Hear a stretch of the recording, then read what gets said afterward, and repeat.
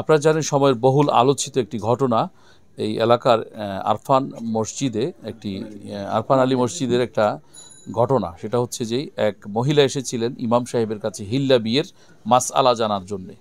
তো ইমাম সাহেবের পরিচিত ঘনিষ্ঠজন একজন আলেম মাওলানা ইসমত আলী আশিকি, তার সাথে হিল্লা বিয়ে সংগঠিত হয় এবং তিনি তাৎক্ষণিক ওই মসজিদের সিঁড়ির পাটাতনে ওই মহিলার সাথে শারীরিক সম্পর্কে উপনীত হয়েছিলেন। অতঃপর মহিলার দাবি ছিল যে আমাকে হিল্লা বিয়ে করেছেন, আমাকে আপনি ইসলামী শরিয়া মোতাবেক 2 মাস 3 মাস 4 মাস যাই হোক অতদিন রেখে আপনি আমাকে মুক্ত করে দিলে আমি আমার আগের স্বামীর কাছে ফেরত যেতে পারবো, এটা বলেছিলেন। কিন্তু ইসমত আলী আশিকি তাকে তাৎক্ষণিক সহবাসের পরেই ছেড়ে দিয়েছেন, তালাক দিয়েছেন বলে মহিলা অভিযোগ করেছেন। তবে ঘটনাটি ঘটেছে মানে অনেক দিন আগে। আমাদের সাথে আছেন এই উক্ত ঘটনার প্রতিবেদক দুজন, একজন মুজাহিদ আর একজন হলেন এস.এম. জহিরুল ইসলাম। জহিরুল ইসলাম, আপনার কাছে আমরা জানতে চাই ঘটনাটি কতদিন আগের? ঘটনাটি মহিলার ভাষ্যমতে এটা হচ্ছে, আমরা যে তথ্য নিয়েছি ওই তথ্য অনুযায়ী এটা গত বছরের যে পহেলা রমজানের তারাবির নামাজের পরে এই ঘটনা ঘটেছে আরফান আলী জামে মসজিদে। আচ্ছা, এতদিন পর্যন্ত এই ঘটনাটি আপনি কি জানতেন এর আগে? না, আমরা জেনেছি হচ্ছে এই গত যে শুক্রবার, এই শুক্রবারের পূর্বে, যে শুক্রবার হচ্ছে 15 দিন পূর্বে আপনার আগে আমরা অনেক মানুষকে জিজ্ঞেস করেছি স্থানীয়, আপনারা জানেন কিনা এই ঘটনা সম্পর্কে। আমাদেরকে একযোগে সবাই বলেছে এই ঘটনা সম্পর্কে স্থানীয় মানুষ কেউই জানে না। এত বড় একটা ঘটনা একটা সামাজিক মসজিদে ঘটে গেল, কিন্তু স্থানীয় মানুষ জানলো না। বিষয়টা কি আপনি কোন দিক থেকে, কোন বিষয়টা আসলে জানলো না? মানে এই যে মানে ওই মহিলার সাথে মসজিদে শারীরিক যে সম্পর্কটা মসজিদে অথবা হিল্লা বিয়ের এটা কি ঘটনাটা এই এলাকার কেউই জানলো না। হ্যাঁ, অথচ আপনার দাবি ছিল ওই মহিলার বাসুর বাহার তিনি এই এলাকাতেই চাকরি করেছেন এবং একজন ভদ্রলোক আমাদেরকে এখানে স্টেটমেন্ট দিয়েছেন যে তার স্যানিটারি ব্যবসা আছে এবং সেখানেই তিনি লেবার হিসেবে বা মিস্ত্রি হিসেবে কাজ করেছিলেন। কিন্তু তিনি এখানে আমাদের সামনে উপস্থিত আছেন। আপনি যদি একটু আসতেন প্লিজ। আসেন আসেন আসেন, ওনাকে একটু জায়গা করে দেন।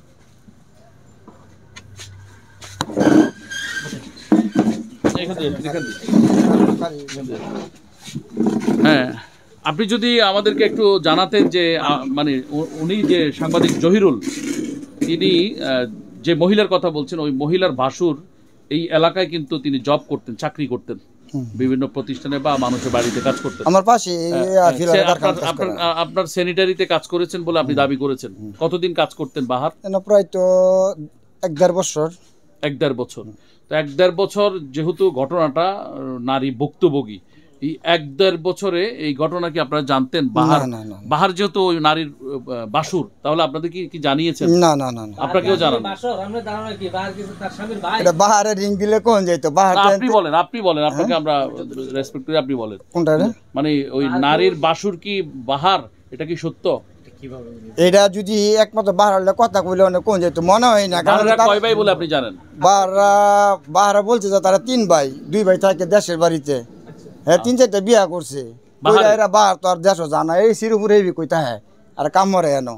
আচ্ছা, এই যে ঘটনাটা ঘটলো তার সাথে আরফান আলী মসজিদে, এই ঘটনা কি আপনাদের সাথে সে শেয়ার করছিল? আগে তো বলেই নাই, 4-5 দিন আগে ও বাজার আইছে, তার আগুনে পুড়ে গেছে। আপনারা কি আইছে 200 টাকা লয়ে গেছে, কিন্তু কোনদিন এইসব কিছু বলেন নাই। আপনারা কি ভিডিও প্রকাশের পরেই জানতেন? পরে জানছি, এর আগে জানতেন না? না না, ঠিক আপনার মতো করে সবাই বলেছে এলাকারবাসী যে কেউ জানতো না, এই ঘটনাটা ভিডিও প্রকাশের পরেই জানতে পেরেছে। আচ্ছা, সাংবাদিক জহিরুল, আপনি যদি বলতে যে আসলে এই যে ঘটনাটা ঘটার পরে আপনি তো সাক্ষাৎকারও নিয়েছেন, তো স্থানীয় মানুষদের থেকে আপনি সাক্ষাৎকার নিয়েছেন বলে আপনার দাবি? আমরা যতটুকু সংবাদের প্রয়োজন আমরা সাক্ষাৎকার নিয়েছি এবং আমরা সংবাদে মসজিদ কমিটির সাথে কি শেয়ার করেছেন? মসজিদ কমিটির সাথে আমরা কথা বলেছি। মসজিদ কমিটির যে সাধারণ সম্পাদক রয়েছে, সভাপতি, কি বলেছেন? ওনার সাথে আমরা বিষয়টা আলোচনা করেছি, শেয়ার করেছি। পরে কফিল উদ্দিনের বিরুদ্ধে ব্যবস্থা নিয়েছে মসজিদ কমিটি, তাকে বরখাস্ত করেছে। কিন্তু কফিল উদ্দিন আবার ভিডিও প্রকাশের আগে না পরে? আমরা যখন সংবাদ করি তখন আমরা এর সাথে কথা বলেছি। সংবাদ করার পূর্ব মুহূর্তে আমাদের যতটুকু তথ্য নেওয়ার দরকার তখন আমরা কথা বলেছি। মসজিদ কমিটির যে সভাপতি আলফাজউদ্দিন স্বপন, তার সাথে কথা বলেছি। তিনি বিষয়টা আমাদেরকে জানাইছে যে আমরা ঘটনার পরপরই মুসল্লিরা ছিল, তাদের সাক্ষ্য অনুযায়ী কফিল উদ্দিন প্রমাণিত হয়েছে যে এই ঘটনা সে জড়িত, তখন তাকে বরখাস্ত করা হয়েছে। আচ্ছা, তো এত বড় একটা অন্যায় করলো, আপনার কি আইনকে জানে, লোকাল থানাকে জানাইছিলেন? লোকাল যে থানাকে বিষয়টা ইনফর্ম করা, এটা ভুক্তভোগী নারী করবে। আমরা ঘটনা যাচাই বাছাই করেছি, কার সাথে ঘটেছে, কিভাবে ঘটেছে, সেটা আমরা জানার চেষ্টা করেছি। আপনি একটা সংবাদকর্মী হিসেবে ভুক্তভোগী নারীকে কি পরামর্শ দিয়েছিলেন লোকাল থানায় যাওয়ার জন্য? হ্যাঁ, অবশ্যই পরামর্শ দিয়েছি। তিনি যান নাই? তিনি সাংবাদিকদের মাধ্যমে এটা এইরকম একটা বিচার চেয়েছিল যে ইসমত আলী আশিকি তার সাথে যে শারীরিক সম্পর্কটা করেছে, ইসমত আলী আশিকি এটা যে কোনোভাবে ওনাকে ফাইসালা করে দেখ।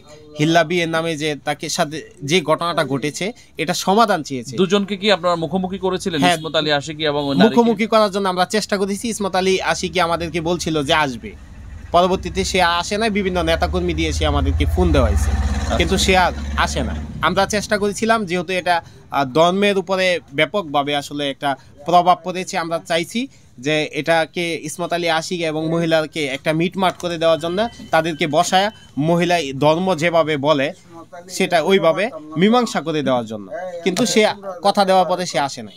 আচ্ছা, না আসলে এখানে আমরা যতটুকু জানি, কোনো ঘটনা কেউ যদি কারোর বিরুদ্ধে অভিযোগ করে, সেটা লোকাল থানাকে অভিযোগ করতে, অভিযোগ তদন্তের পরেই আইনি প্রক্রিয়ায় যেটা বলে সেটা হয়।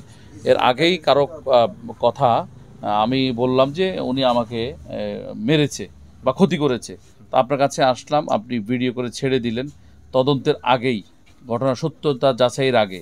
এটা কি তথ্য আইনের আওতায়, অথবা যেই আমাদের দেশের যে কনস্টিটিউশন আছে, সংবিধানের আলোকে, যা প্রচলিত আইনের আলোকে, এটা কি আসলে সঠিক যে একজন মানুষ আমার বিরুদ্ধে অভিযোগ করতেই পারে, অভিযোগ তদন্ত হওয়ার আগেই মানে তার অনুপস্থিতি, যার বিরুদ্ধে অভিযোগ করছে তার অনুপস্থিতিতে আমি একজনের বক্তব্য নিয়েই ছেড়ে দেব, এটা অনলাইনে সোশ্যাল মিডিয়ায়, এটা কি আইনত মানে কি শুদ্ধ কিনা?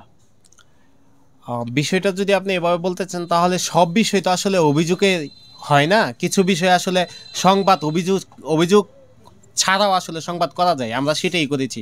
আমরা ভুক্তভোগী নারী বলেছে, আমরা ভুক্তভোগী এই নারীর সাথে কে কে জড়িত, কার সাথে ঘটেছে, কখন কোথায় ঘটেছে, আমরা সেটা তদন্ত করার চেষ্টা করেছি।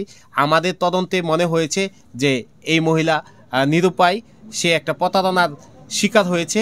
আমরা ইসমত আলী আশিকির সাথে কথা বলেছি, সে তার কথা এবং কফিল উদ্দিনের কথা উল্টাপাল্টা ছিল। সর্বসাকুল্যে আমরা দেখেছি যে মহিলা ন্যায় বিচারের জন্য আমরা একটা সংবাদ প্রয়োজন। ন্যায় বিচার কি, আপনি সাংবাদিক হয়েছেন এই জন্য কি আপনি বিচার করতে পারেন কিনা? না, আমরা ন্যায় বিচার পাওয়ার জন্য গণমাধ্যমের মাধ্যমে আমরা প্রকাশ করেছি। পরবর্তীতে আমরা তাকে বলেছি যে আপনি এই বিষয়ে আরো আইনি সহযোগিতার জন্য আপনার অভিযোগ দিতে হবে, আপনি অভিযোগ দেন। এই ঘটনা, হ্যাঁ, পরবর্তীতে থানায় মহিলা অভিযোগ দিয়েছে। এখন এটা বিষয়টা আইনি প্রক্রিয়ায় চলছে। তারা যে বলছে আপনার সাথে তার মাদ্রাসা কেন্দ্রিক একটা দ্বন্দ্ব আছে, এটাকে আপনি কিভাবে দেখবেন? মাদ্রাসা কেন্দ্রিক আসলে আমার সাথে শুধু মাদ্রাসা না, ব্যক্তিগত পারিবারিক কোনো ধরনের, ইসমত আলী আশিকি কিংবা কফিল হুজুরের সাথে আমার কোনো ধরনের পারিবারিক এবং মাদ্রাসা সম্পর্কিত কোনো দ্বন্দ্ব নাই। আপনারা এলাকায়, হ্যাঁ, এলাকায় যাচাই বাছাই করে দেখতে পারেন। দাবি করেছেন যে আপনার স্ত্রী ইসমত আলী আশিকির মাদ্রাসা, কফিলের মাদ্রাসার শিক্ষিকা ছিলেন। তো শিক্ষিকা থাকার পর কফিলের বউ এবং আপনার ওয়াইফ দুজনের ভিতরে কথা কাটাকাটি হয় অথবা ঝগড়া বিবাদ হয়। অতঃপর আপনার ওয়াইফ সেই মাদ্রাসা থেকে বের হয়ে যান। বের হয়ে যাওয়ার পর আপনার মাধ্যমে সহযোগিতা আপনার স্ত্রী আরেকটা মাদ্রাসা প্রতিষ্ঠা করেন ইসমত আলী কফিলের মাদ্রাসার পাশেই। হ্যাঁ, সেই কফিলের মাদ্রাসার পাশে যখন মাদ্রাসাটা আপনারা প্রতিষ্ঠা করলেন, এরপর থেকে নাকি তাদের অভিযোগ আছে আপনি চাচ্ছিলেন যে তাদের মাদ্রাসাটাকে এই এলাকা থেকে মানে কি করবেন, বিতাড়িত করবেন, সরাইয়ে দিবেন, দিলে আপনার মাদ্রাসাটা এস্টাবলিশড হয়ে যাবে। আর এজন্য নানাভাবে নানা সময় আপনি তাদেরকে হুমকিও দিয়েছিলেন এবং তাদের দাবি হচ্ছে যে আপনি নাকি 1 বছর আগে বলেছিলেন তুই কিভাবে ইসমত আলীকে বা কফিলকে বলেছিলেন তোরা কিভাবে এই এলাকায় থাকিস সেটা আমি দেখে নেব। তার জেরেই কি আপনি এটা ভিডিওটা প্লাস করে দিয়েছেন মানে তদন্তের আগেই? না, ইসমত আলী আশিকি যদি এই ধরনের কোনো ইনফরমেশন দিতে পারে আপনাকে, তাহলে সেটা সে অনেক কথা এখন মুখে বলতে পারে, সংবাদ হওয়ার পর অনেক কথা সে, হ্যাঁ না, অনেক কথাই সে বলতে পারে। হ্যাঁ, যে মাদ্রাসাটার বিষয় আমার ওয়াইফে হচ্ছে আমার বাড়িতে, না সংক্ষেপে বলা যাচ্ছে না। না না না, কেন আপনি সংক্ষেপে চাচ্ছেন কেন? আমি তো সংক্ষেপে কিছু বলতে পারবো। আপনি এভাবে বলতে পারেন না তো। আপনি যে প্রশ্নটাকে তো আমাকে বুঝাই দিতে হবে। আমি যদি না বুঝাই তাহলে আমার ওয়াইফ আলেমা, আমার ওয়াইফ হচ্ছে আলেমা। আমি একটু বলি, আমার ওয়াইফ আলেমা, আমার বাড়িতেই প্রায় 30 থেকে 35 জন বাচ্চা সকালে মক্তব পড়ে। তো ওই মক্তব যখন পড়ে, এরপরে ইসমত আলী আশিকি মাদ্রাসা করেছে। তো ইসমত আলী নাকি কফিল? হ্যাঁ, 2 জনে মিলে মাদ্রাসা, 3 জন এবং আরেকজন এমদাদ হুজুর নামে আরেকজন ছিল, 3 জনে মিলে একটা মাদ্রাসা করেছে আমার বাড়ির পাশে। তো পরবর্তীতে ওই মাদ্রাসাতে আমার বাড়িতে 30-35 জন বাচ্চা আছে পড়ে। আশিকি হুজুর বলল যে আমরা তো একটা মাদ্রাসা করেছি, এখানে যদি তোমার ওয়াইফ একটু সুযোগ দেয়, সময় দেয়, তাহলে একটু সুবিধা হয় এবং ওই ছাত্রীগুলো আমরা পাবো। হ্যাঁ হ্যাঁ হ্যাঁ, এই সুবাদে পরবর্তীতে যখন উনি মাদ্রাসা করছে, তো আমি আমার ওয়াইফকে চাকরি করাতে রাজি না, বাড়িতে এসে পড়াইতেছে। তো এক পর্যায়ে অনেক পিড়াপিড়ির জেরে আমরা করেছি, তাকে দিছি, সে পার্ট টাইম ওইখানে শিক্ষকতা করেছে। একটা পর্যায়ে যখন ইসমত আলী আশিকি মাদ্রাসায় সময় দেয় না, মাদ্রাসাটা বেহাল দশা, তো কফিল উদ্দিন সাহেব বাচ্চাদের সাথে বিরূপ আচরণ করে, উল্টাপাল্টা তুইতুকারি করে। তো এটা নিয়ে অনেক অভিযোগ আছে। আসার পরে আমার ওয়াইফে ওইখানে দেখলো যে তারা আসলে ভালোভাবে এটা করে না, আর যে বেতনের তো একটা বিষয় থাকে, বেতনটাও দেয় না। এখন পর্যন্ত আসলে এটা আমি বলা ঠিক না। তো 4 মাসের, প্রায় 4 মাসের টাকাও কিন্তু আসলে দেয় নাই। এটা এলাকাবাসীও জানে, 2-1 জন জানে যে বেতনটা হাদিয়া যে ব্যাপারটা, এটা নিয়ে কফিল সাহেবের সাথে আমার কখনোই কথা হয় না। আশিকি হুজুরের সাথে আমার কথা হয়েছে, উনি বারবার বলছে যে কফিল দিবে দিবে দিবে, দিয়ে দিচ্ছি বলে আর দেয় নাই। তো আমরা আর এটা চাইও নাই, যে আর প্রয়োজন নাই, যেহেতু একটা টাকা আসলে কতবার চাওয়া যায়। তো পরবর্তীতে সেও আমার ওয়াইফ আর ওইখানে খেদমত করবে না। আমাদের যে কিছু অভিভাবক, পূর্বে যে ছাত্রীগুলো ছিল, তাদের অভিভাবক বলছে যে ম্যাডাম আপনি একটা মাদ্রাসা করেন। তো আমরা পরবর্তীতে আমাদের বাসার পাশে, আমাদের পারিবারিক কবরস্থানের পাশে আমরা একটা বিল্ডিং ভাড়া নিয়ে আমরা মাদ্রাসা করেছি। আমাদের পর পর আরো মাদ্রাসা হয়েছে, ওই পাশে আরো একটা সরকার বাড়ি, ওইখানে একটা মহিলা মাদ্রাসা হয়েছে। 1 লাখ টাকা দাবি করেছিলেন, চাঁদা দাবি করেছিলেন? এই যে 1 লাখ টাকা যে চাঁদা দাবিটা নিয়ে আমাদের এবং আমার এবং মুজাহিদের ছবি বিভিন্ন সামাজিক যোগাযোগ মাধ্যমে আমাদেরকে হেয় প্রতিপন্ন করা হয়েছে, এটা সম্পূর্ণ ভিত্তিহীন। তারা একটা ভিডিও লাইভে আইসা বলা হয়েছে যে রেকর্ড আছে। আমরা এখনো বলি যদি রেকর্ড থাকে কিংবা যে কোনো ধরনের প্রমাণ থাকে, তাহলে সেটা এখন পর্যন্ত কেন পাবলিশ করতেছেন? এটা এখন জাতীয় ইস্যু হয়ে দাঁড়াইছে, এটা দর্শকরা দেখতে চাচ্ছে, আমরা দেখতে চাচ্ছি। যদি এটা থাকে, আমি আপনার মাধ্যমে জানাতে চাই ইসমত আলী আশিকি বা কফিল তারা ওই রেকর্ডটা ছেড়ে দেখ। আমরা যদি কোনো ধরনের টাকা পয়সা চেয়ে থাকি এই সংবাদের জন্য,